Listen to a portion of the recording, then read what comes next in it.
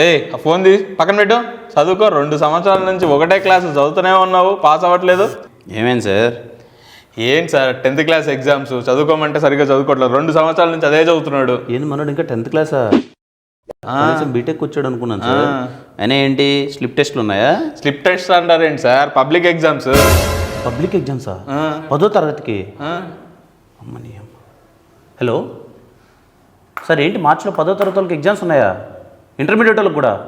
ఎప్పటి నుంచి సార్? యో మరి మన సినిమా ఉంది కదా సార్.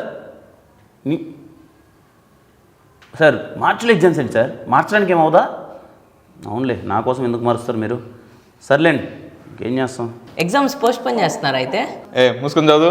ఎందుకు సార్ అంత టెన్షన్ పడుతున్నారు? కాదు సార్, మనకు వాళ్ళకి డేట్స్ క్లాస్ వచ్చాయి సార్. అయితే ఏమైంది సార్? డిగ్రీ వాళ్ళు లేరా?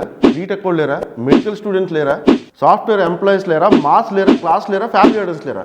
20 నుంచి 60 ఇయర్స్ వరకు అందరూ ఉన్నారు కదా సార్. అంటే మేము వద్దా సినిమాకి? మరి వాళ్ళు అనేది కూడా కరెక్టే కదా సార్, వాళ్ళు కూడా సినిమా చూడాలి కదా. మరి ఏం చేద్దాం అనుకున్నారు సార్? ఇంక చేయడానికి ఏముంది సార్.